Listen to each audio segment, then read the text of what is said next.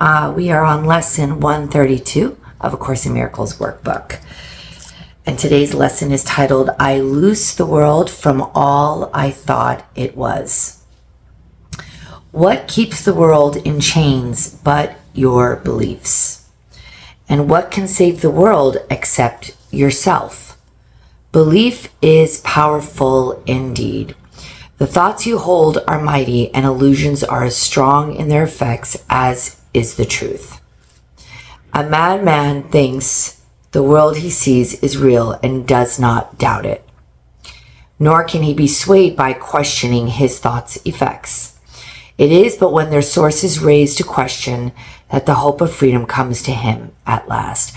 I think this lesson is really honing in on law of attraction and how we can manifest the most fearful things if we hold on to fearful thoughts. They manifest in some form, whether it's exact or it is almost symbolic.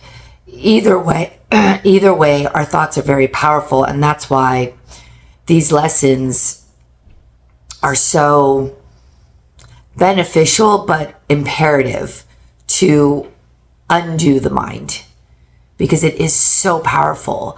And if we can put fearful thoughts, we can also remove them. And thank God for that. Thank God for that. But sometimes we feel like our thoughts are out of control. So this is why we're doing this mind training. So let's see what Jesus has to say more about this whole holding on to these illusions as real and then manifesting them. So let's see. Yet is salvation easily achieved, for anyone is free to change his mind, and all his thoughts change with it.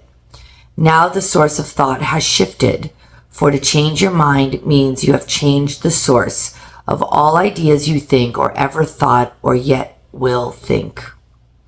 You free the past from what you thought before. You free the future from all ancient thoughts of seeking what you do not want to find. The present now remains the only time. Here in the present is the world set free.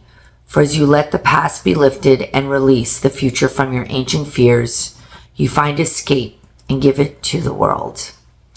You have enslaved the world with all your fears, your doubts and miseries, your pain and tears, and all your sorrows press on it and keep the world a prisoner to your beliefs. Death strikes it everywhere because you hold the bitter thoughts of death within your mind. The world is nothing in itself. Your mind must give it meaning, and what you behold upon it are your wishes. Act it out so you can look on them and think them real. And it's funny because, again, the last several lessons were about seeing the world and then seeing beyond that world. And nothing in this world is what we want. But we can choose what we want to see in this world. And these lessons are training us to see beyond what our ego mind has created before us of this world. A little bit of a mind bender. No pun intended. Okay.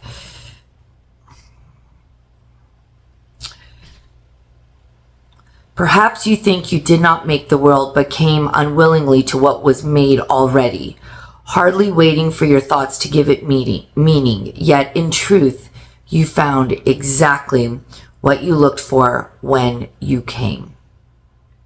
There is no world apart from what you wish, and herein lies your ultimate release. Change but your mind on what you want to see, and all the world must change accordingly. Ideas leave not their source. This central theme is often stated in the text and must be borne in mind if you would understand the lesson for today. It is not pride which tells you that you made the world you see, and that it changes as you change your mind. But it is pride that argues you have come into a world quite separate from yourself. impervious to what you think and quite apart from what you chance to think it is. There is no world. I mean, what this text is saying is that we created with our minds everything that we are living, that we are seeing and experiencing. We thought we were just thrown into this world with no control, feeling completely separated from one another. And in fact, our minds have created the world that we see. But if our minds created the world that we see, our minds can recreate the world that we see. And that is a great thing. That is a great thing. It will take a little bit of work. Stick with the lessons or any teaching that really resonates with you, that helps you undo your mind. And you don't need to sacrifice anything to get there. Okay. There is no world, I repeat, and I repeated on purpose this time. This is the central thought the Course attempts to teach. Not everyone is ready to accept it, and each one must go as far as he can let himself be led along the road to truth. He will return and go still farther, or perhaps step back a while and then return again. But healing is the gift of those who are prepared to learn there is no world and can accept the lesson now. Their readiness will bring the lesson to them in some form which they can understand and recognize.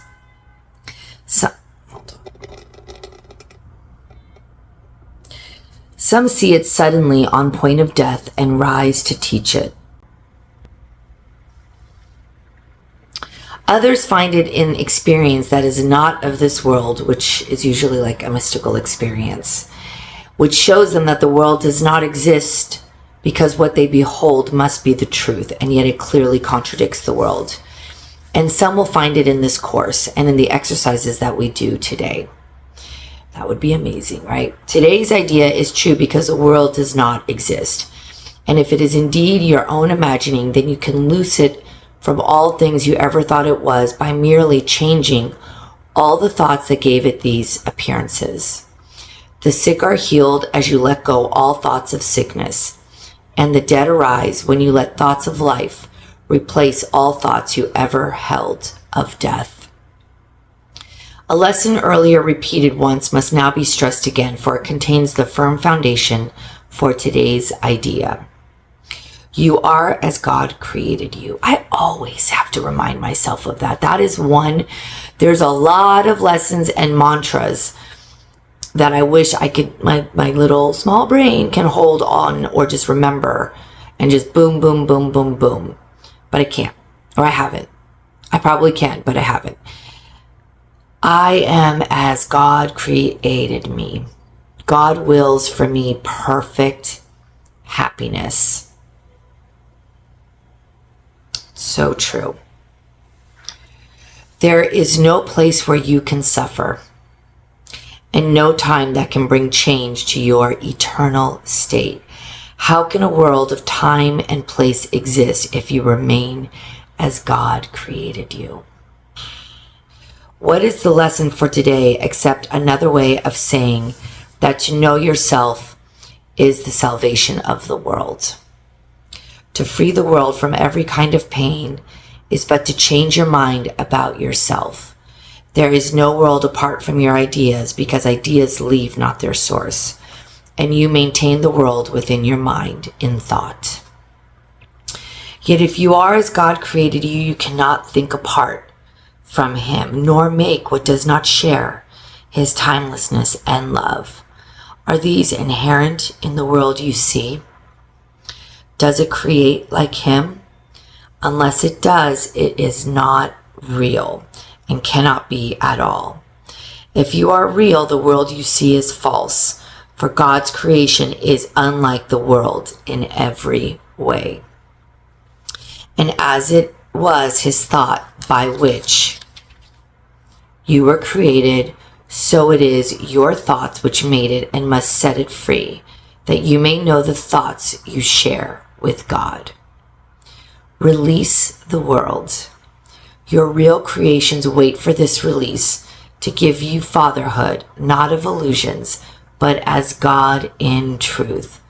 God shares his fatherhood with you, who are his son, for he makes no distinctions in what is himself and what is still himself. What he creates is not apart from him, and nowhere does the Father end, the Son begin as something separate from him. We are not separate from him. Don't worry about time and aging and all of those things. You are an eternal being. You are as God created you. There is no world because it is a thought apart from God and made to separate the Father and the Son and break away a part of God himself and thus destroy his wholeness. Can a world which comes from this idea be real? Can it be anywhere? Deny illusions, but accept the truth. Deny you are a shadow, briefly laid upon a dying world. Release your mind and you will look upon a world released. Today our purpose is to free the world from all the idle thoughts we ever held about it, about all living things we see upon it. They cannot be there. No more can we, for we are in the home our Father set for us along with them, and we who are as he created us would loose the world this day from every one of our illusions that we may be free. We need to start setting the world free of all of our judgments, of all of our putting up on pedestals, striving for, trying to achieve. If it is not of God's peace and love, you will find yourself back to square one, feeling empty. As always, you do not have to sacrifice the things that you love, the material stuff, the idols, the things that we look up to that are not of God. You don't have to sacrifice those things. But when you make those things your main focus and separate yourself from the truth of who you are, and the love and the peace in God, you will find yourself back to square one, feeling empty and not whole. If you can make this the priority of knowing who you are in truth, asking every day, God, Source, Universe, Jesus, what will you have me do today to fulfill my function? And it doesn't mean you have to go to church or you have to become Mother Teresa or anything. You will be guided, and you might be guided straight to work or to a coffee shop or to this lesson. And trust the guidance. If you are truly opening your hands and surrendering to the peace and love, that's what you're surrendering to. It's not about giving up your pride, but it is giving up your ego. And pride is of the ego, not of God. But believe it or not, when you surrender to the peace and love that God is within you and of you, you becoming the opposite of prideful. You become powerful. Powerful in the most humble way. Because you just don't know. And you're here to say, Jesus Christ, Jesus, God, I don't know. Take all of this from me. Take my pain, my physical pain, my emotional pain. Take my past. Take it all and show me the way. And it will always be shown through love and guidance.